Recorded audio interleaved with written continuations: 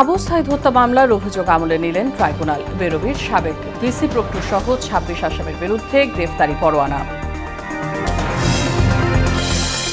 এনবিআরের আওতাধীন চাকরি অত্যাবশ্যকীয় ঘোষণা করে প্রজ্ঞাপন, কাজে ফিরেছেন কর্মকর্তারা। দুদকের তদন্ত স্বপ্রণোদিত বললেন অর্থ উপদেষ্টা। নির্বাচিত সরকারের সঙ্গে কাজ করতে মুখিয়ে আছে চীন, বললেন মির্জা ফখরুল। ষড়যন্ত্র মোকাবিলায় ঐক্য অটুট রাখার আহ্বান মঈনের। এবং ডেঙ্গু সংক্রমণে একদিনের রেকর্ড ৪২৯ রোগী হাসপাতালে ভর্তি। ২১ জনের করোনা শনাক্ত। বরগুনায় ঘরে ঘরে মশার লার্ভা।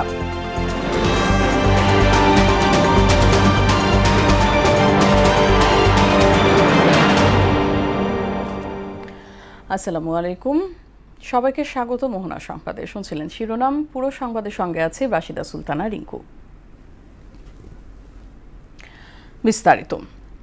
জুলাই আন্দোলনের প্রতীক আবু সাইদ হত্যা মামলার আনুষ্ঠানিক অভিযোগ আমলে নিয়ে বেগম রোকেয়া বিশ্ববিদ্যালয়ের সাবেক ভিসি হাসিবুর রশিদ ও রংপুর মেট্রোপলিটন পুলিশের সাবেক কমিশনার মনিরুজ্জামান সহ ২৬ জনের বিরুদ্ধে গ্রেফতারি পরোয়ানা জারি করেছেন আন্তর্জাতিক অপরাধ ট্রাইব্যুনাল।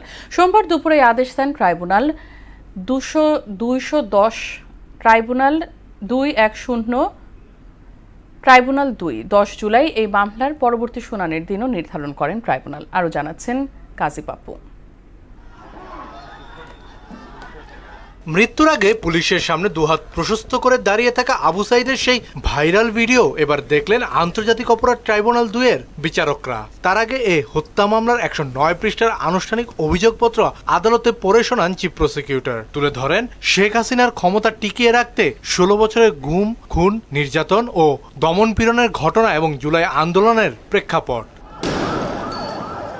তদন্তে উঠে এসেছে ২০২৪ সালের ১৬ জুলাই রংপুরে আবু সাইদকে গুলি করে হত্যায় বিভিন্ন পর্যায়ে সম্পৃক্ত ৩০ জনকে আসামি করা হয়েছে। এর মধ্যে রয়েছে রংপুর বেগম রোকেয়া বিশ্ববিদ্যালয়ের সাবেক ভিসি ডক্টর হাসিবুর রশিদ ও প্রক্টর শরীফুল সহ ৪ শিক্ষক, আর এমপির সাবেক কমিশনার মনিরুজ্জামান সহ ৮ পুলিশ সদস্য এবং একজন চিকিৎসক। আসামিদের মধ্যে প্রক্টর শরীফুল ইসলাম, ছাত্রলীগ নেতা ইমরান ও ২ পুলিশ সদস্য গ্রেফতার রয়েছেন। ফরমাল চার্জ এবং অন্যান্য ডকুমেন্টসের উপরে শুনানি করে আন্তর্জাতিক অপরাধ ট্রাইব্যুনালের দ্বিতীয় ট্রাইব্যুনাল ৩০ জন আসামির বিরুদ্ধে অপরাধ আমলে গ্রহণ করেছেন। আগামী ১০ই জুলাই পরবর্তী শুনানির জন্য দিন ধার্য করেছেন। সেই দিন আসামিদের উপস্থিতির পরে বিচারের জন্য যে স্বাভাবিক কার্যক্রম সেটা গৃহীত হবে। যদি সকল আসামি গ্রেপ্তার করা না যায় তাহলে পলাতক আসামিদের ব্যাপারে স্টেট ডিফেন্স লয়ার নিয়োগ করার জন্য আদালত আদেশ দিতে পারেন। আবু সাইদ হত্যায় শেখ হাসিনার নির্দেশে সাবেক স্বরাষ্ট্রমন্ত্রী আসাদুজ্জামান খান কামাল, পরে আইজিপি এবং এরপর মূল দায় আইন শৃঙ্খলা বাহিনীর উপর বর্তায় বলে মন্তব্য করেন চিফ প্রসিকিউটর তাজুল ইসলাম। বিশ্ববিদ্যালয়ের যারা ঊর্ধ্বতন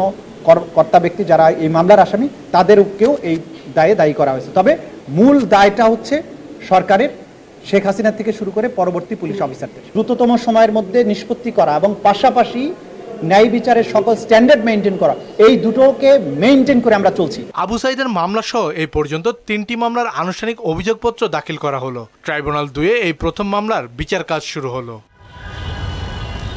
কাজী পাপ্পু, মোহনা সংবাদ, ঢাকা। এনবিআরের আওতাধীন সব চাকরি অত্যাবশ্যকীয় সেবা ঘোষণা করে প্রজ্ঞাপন জারি করেছে সরকার।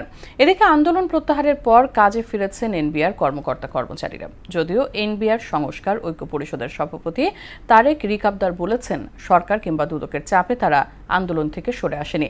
তবে এ নিয়ে কথা বলতে রাজি হননি এনবিআর চেয়ারম্যান। রেজা খানের রিপোর্ট।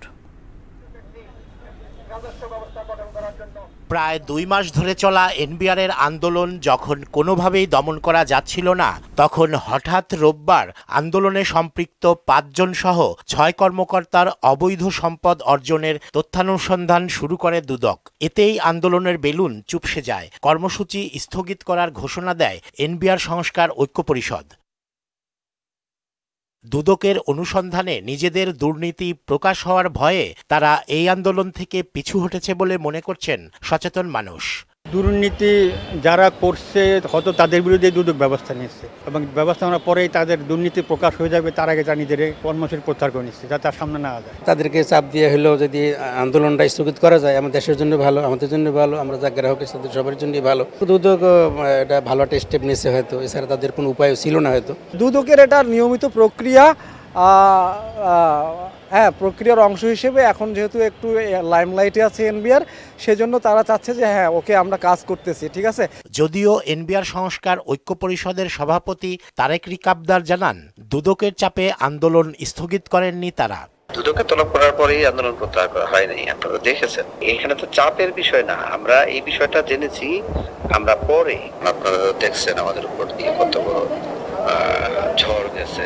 আর আন্দোলন স্থগিত হওয়ায় পরিস্থিতি স্বাভাবিক হয়েছে বলে জানান এনবিআর চেয়ারম্যান আব্দুর রহমান খান। সরকার এদেরকে দিয়ে একটা চাপ প্রয়োগ করায় কি এটা করলো কিনা, এটা জনমনে একটা প্রশ্ন স্যার। এটা নিয়ে আমি কথা বলতে চাই না, এটা আমাদের এরিয়া না, এটা আমার সাবজেক্ট না। এসেনশিয়াল সার্ভিস ডিক্লেয়ার করা হয়েছে, কত আর কেউ বসে থাকতে পারবে না, মানে অন্য সবাইকে কালকে থেকে শুরু করছে কাজ করা। এদিকে আন্দোলন বন্ধ হওয়ায় কাজে গতি ফিরেছে বলে জানান এনবিআর কর্মকর্তারা। রেজা খান, মোহনা সংবাদ, ঢাকা। সরকারি হস্তক্ষেপে নয়, স্বপ্রণোদিত হই। এনবিআর কর্মকর্তাদের বিরুদ্ধে দুদক তদন্ত করছে বলে জানালেন অর্থ উপদেষ্টা ডক্টর সালেউদ্দিন আহমেদ। সচিবালয়ে অর্থ বিভাগের মনিটরিং সেলের কর্মসূচি উদ্বোধন শেষে এনবিআর কর্মকর্তাদের উদ্দেশ্যে তিনি আরও বলেন, জাতীয় স্বার্থের বিপক্ষে গিয়ে সব কার্যক্রম বন্ধ করে দেয়া কোনোভাবেই কাম্য নয়। এ সময় কাজে মনোযোগী হতে সবাইকে আহ্বান জানান সালেউদ্দিন।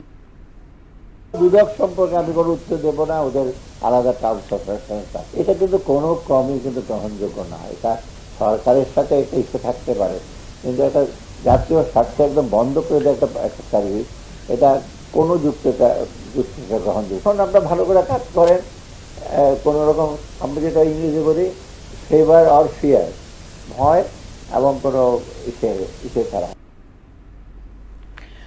বিমানবন্দরে উপদেষ্টা আসিফ মাহমুদ সজীব ভুঁইয়ার ব্যাগে পাওয়া ম্যাগাজিন ভুলবশত নিয়ে যাওয়া হয়েছে বলে জানিয়েছেন স্বরাষ্ট্র উপদেষ্টা জাহাঙ্গীর আলম চৌধুরী। ব্যাগে পাওয়া ম্যাগাজিনটি আসিফ মাহমুদের নামে লাইসেন্সকৃত পিস্তলের বলেও নিশ্চিত করেন তিনি। সোমবার স্বরাষ্ট্র মন্ত্রণালয়ের সভাকক্ষে আইনশৃঙ্খলা সংক্রান্ত কোর কমিটির বৈঠক শেষে সাংবাদিকদের প্রশ্নের জবাবে এসব কথা বলেন স্বরাষ্ট্র উপদেষ্টা।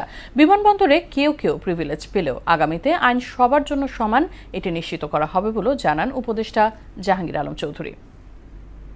এটা তারই একটা লাইসেন্সকৃত হাতিয়ার পিস্তলের একটা ম্যাগাজিন দিয়ে থাকে, একটা খালি ম্যাগাজিনটা ওইটা ভুলে ওনার ইসে রয়ে গেছিল, ওইটা একটা মানে জাস্ট একটা ভুল।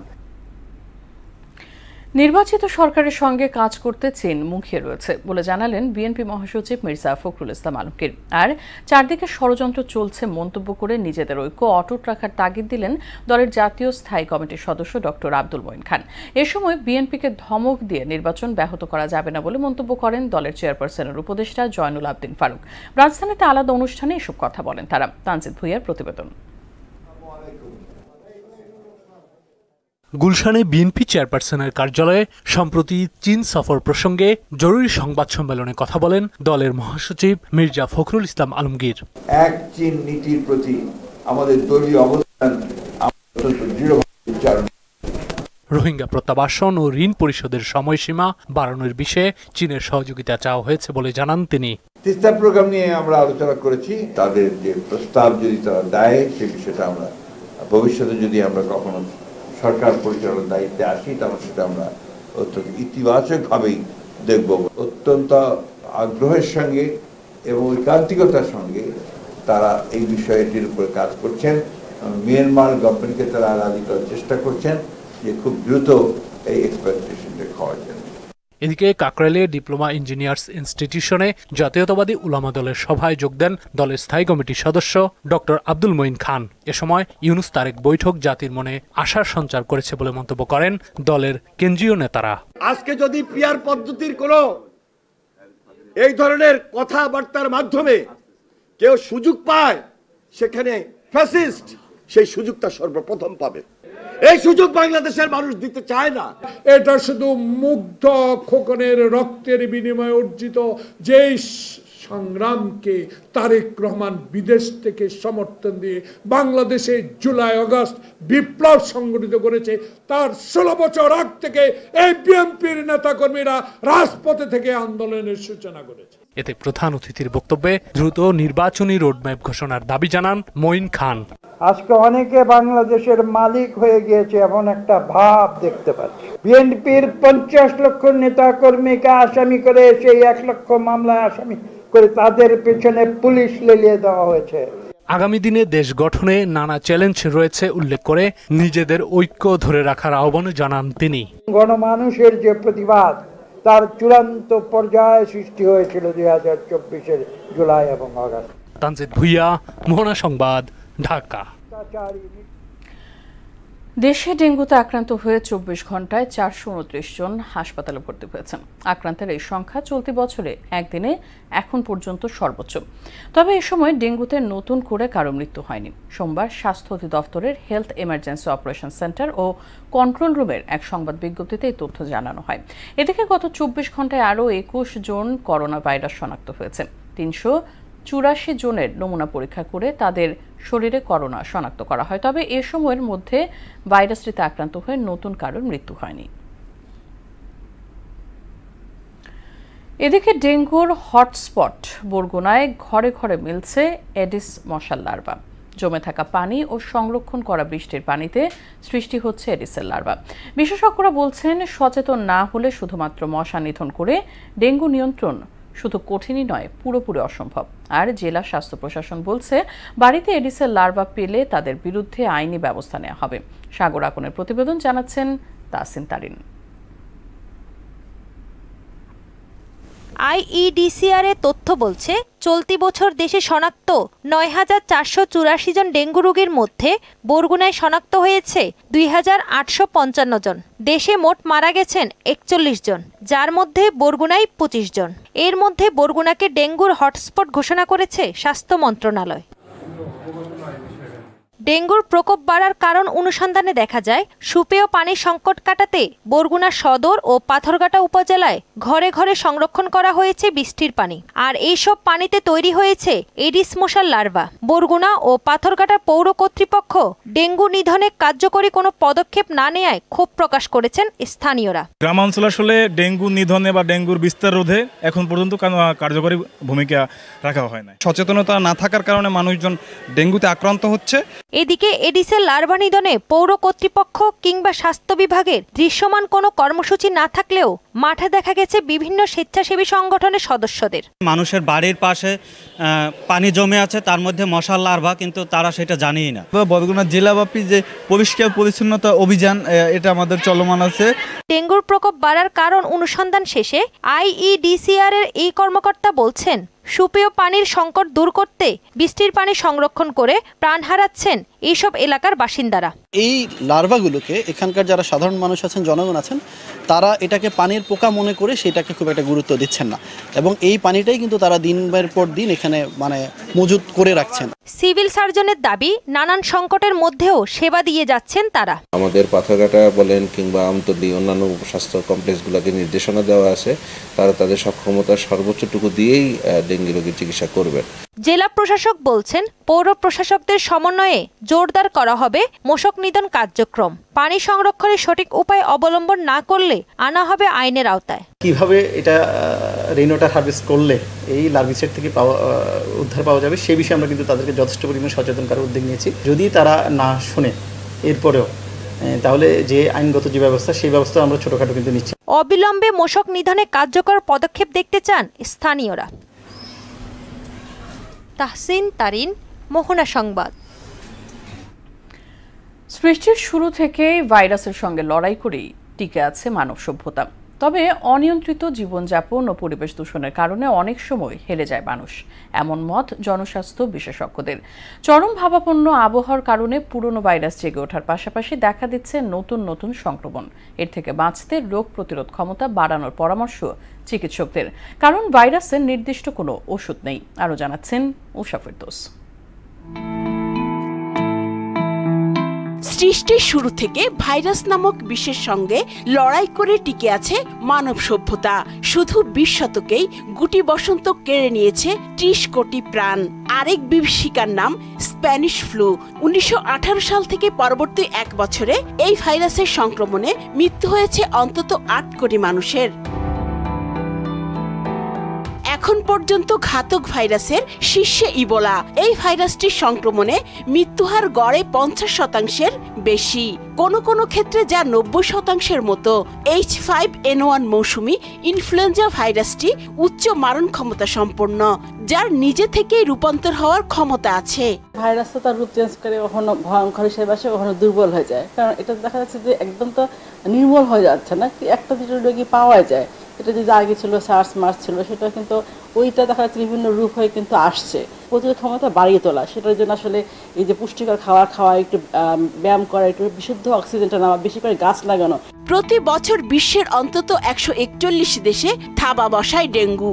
রক্তক্ষরণকারী ডেঙ্গু জ্বরে আক্রান্ত হয় প্রায় 5 লাখ মানুষ। মৃতের সংখ্যা পৌঁছে যায় 25,000-এ। 1970 সালে মাত্র 10টা দেশে ডেঙ্গু ছিল, কিন্তু এখন কিন্তু প্রায় 100টা দেশে ডেঙ্গু প্রকোপ রয়েছে। যদিও অনেক দেশে অতটা বেশি নয়। যেগুলো হট এরিয়া রয়েছে, হট জোন, যেগুলোতে টেম্পারেট এরিয়া বা সাধারণত বিষুব রেখার পাশে যেসব দেশ গরম প্রধান, সেই সব দেশে কিন্তু এই ডেঙ্গুর প্রকোপটা একটু বেশি। এইডস মহামারী শুরুর পর এখন পর্যন্ত 7.5 কোটি মানুষ HIV ভাইরাসে আক্রান্ত হয়েছে। মৃত্যু ছাড়িয়েছে 3,20 লাখ। আর সাম্প্রতিক ধাক্কা নভেল করোনা ভাইরাস। এতে আক্রান্তের হারও অনেক বেশি। 100তে প্রাণ যায় অন্তত 4 জনের। ভাইরাস ইনফেকশনগুলো সাধারণত হয়ে থাকে কিন্তু রেসপিরেটরি রুটে, মানে শ্বাসনালীর সাথে, এই যে কাশি বা এই যে হাঁচি, এগুলো দিয়ে যায়। সেক্ষেত্রে কাছাকাছি মানে সামাজিক দূরত্ব বজায় না রাখাটা, এটাই হচ্ছে ভাইরাল ইনফেকশন স্প্রেড হয় খুব বেশি। শরীরের প্রতিরোধ শক্তি বেশি থাকে, তাহলে অবশ্যই আক্রমণ মানে করোনা ইনফেকশন হলেও আপনার সিভিয়ারিটি ওই পর্যায়ে যাবে না। করোনা মহামারীর পর বিশ্বে নতুন করে আতঙ্ক ছড়াচ্ছে HMPV ভাইরাস। ইনফ্লুয়েঞ্জা ধাঁচের এই ভাইরাসে এরই মধ্যে আক্রান্ত হয়েছেন বহু মানুষ। উষা ফেরদৌস, মোহনা সংবাদ। ময়মনসিংহের খাগড়হরে বাবুস সালাম কবরস্থানে চিরনিদ্রায় শায়িত হলেন মোহনা টেলিভিশনের প্রধান বার্তা সম্পাদক আব্দুর রফের পিতা হাজী আব্দুল হাই। তার আগে বাদ আসর জামিয়া আরাবিয়া মাকজুলুল উলুম মাদ্রাসায় তার জানাজা অনুষ্ঠিত হয়। এলাকার সর্বস্তরের মানুষ সহ মোহনা টেলিভিশনের একটি প্রতিনিধি দল এতে অংশ নেন।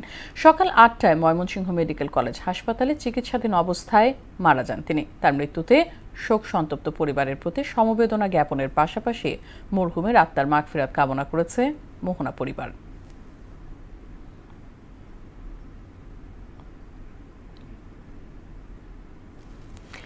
সরবরাহে ঘাটতি নেই, তবুও বাড়ছে চালের দাম। 2 সপ্তাহের ব্যবধানে দিনাজপুরে চালের দাম কেজিতে বেড়েছে 4 থেকে 6 টাকা। অভিযোগ উঠেছে বেশি মুনাফার লোভে কৃত্রিম সংকট সৃষ্টির মাধ্যমে দাম বাড়াচ্ছেন অসাধু ব্যবসায়ীরা। এই অবস্থায় অবৈধ মজুতদারের বিরুদ্ধে ব্যবস্থা নেওয়ার দাবি জানিয়েছেন মিলাররা। সুবল রায় প্রতিবেদন, জানাচ্ছেন বুশরাত জাহান। ধান চাল উৎপাদনকারী দেশের অন্যতম জেলা দিনাজপুরে বেড়েছে চালের দাম। 2 সপ্তাহের ব্যবধানে পাইকারি ও খুচরা বাজারে প্রকারভেদে প্রতি কেজির দাম বেড়েছে 4 থেকে 6 টাকা। দিনাজপুরের সবচেয়ে বড় পাইকারি মার্কেট বাহাদুর বাজারে ধানের দাম বৃদ্ধির কারণ দেখিয়ে চালের দাম বাড়িয়ে দিয়েছেন মিল মালিক ও বড় ব্যবসায়ীরা। বিয়ার 28 চাল প্রতি কেজি বিক্রি হচ্ছে 65 টাকায়, যা আগে ছিল 58 টাকা। এছাড়া বিয়ার 29, 54 থেকে 60, সুমন স্বর্ণা 52 থেকে 59, গুটি স্বর্ণা 50 থেকে 53, মিনিকের 64 থেকে 75 ও নাজির শাইল 75 থেকে বেড়ে হয়েছে 79 টাকা। কিছুদিন আগেও আমরা চাল 3000 টাকা 3100 টাকা বস্তা কিনছিলাম মিনিকের, এখন সেই চাল 3600 3700 টাকা যাচ্ছে। তা আমরা সাধারণ যারা ছোট চাকরি করি বা সাধারণ মানুষের জন্য তো চালটা কেনা খুব মানে বার্ডেন হয়েছে, কষ্টকর হয়ে যাচ্ছে আমাদের জন্য। সিজন চালের সেই সিজনের সময় এসে যদি চালের দাম বৃদ্ধি থাকে, তাহলে সরকারের উচিত দাম কমানো। আমাদের নাভিশ্বাস হয়ে গেছে। প্রচুর চাল মজুদ থাকলেও উচ্চমূল্য ছাড়া মিলাররা চাল ছাড়ছেন না। বাধ্য হয়ে বেশি দামে বিক্রি করতে হচ্ছে খুচরা ব্যবসায়ীদের। মিনিকেট ছিল আপনার 3000 টাকা, আজকে হচ্ছে 3300 টাকা।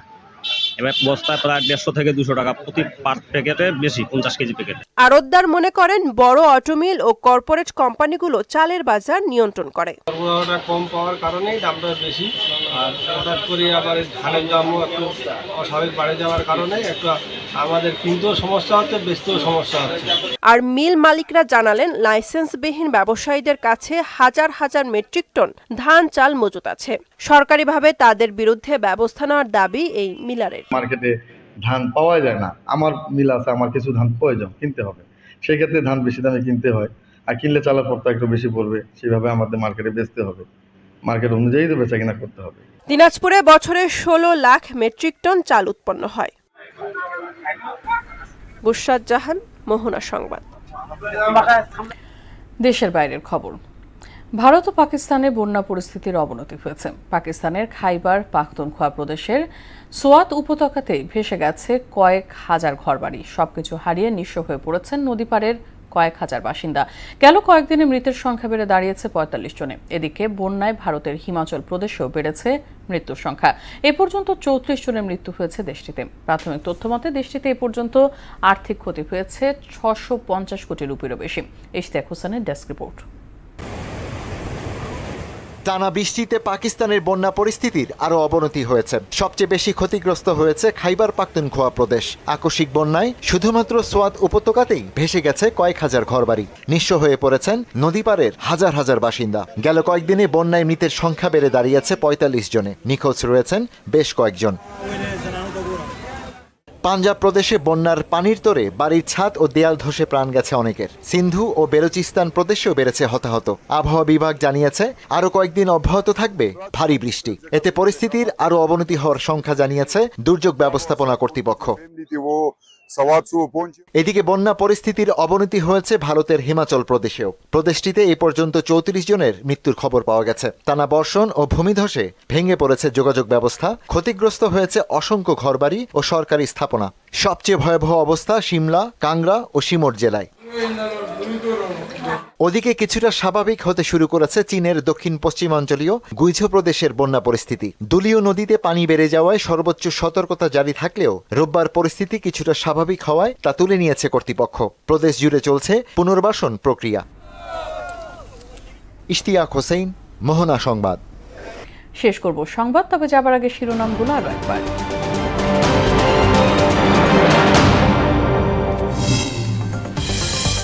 আবু সাইদ হত্যা মামলার অভিযোগ আমলে নিলেন ট্রাইব্যুনাল। বেরোবির সাবেক ভিসি প্রক্টর সহ 26 আসামির বিরুদ্ধে গ্রেফতারি পরোয়ানা।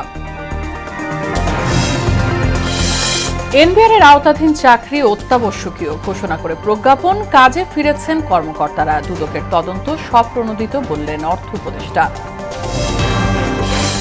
নির্বাচিত সরকারের সঙ্গে কাজ করতে মুখে আছে চীন, বললেন মির্জা ফখরুল। ষড়যন্ত্র মোকাবিলায় ঐক্য অটুট রাখার আহ্বান মঈনের। এবং ডেঙ্গু সংক্রমণে একদিনে রেকর্ড 429 রোগে হাসপাতালে ভর্তি। 21 জনের করোনা শনাক্ত। বরগুনায় ঘরে ঘরে মশার লার্ভা। এই ছিল সংবাদে। পরবর্তী সংবাদ রাত 12:30টায়। মোহনার সবশেষ খবর জানতে ভিজিট করুন www.mohana.tv। সংবাদ দেখতে পারেন ফেসবুক ও ইউটিউবে। সঙ্গে থাকার জন্য ধন্যবাদ।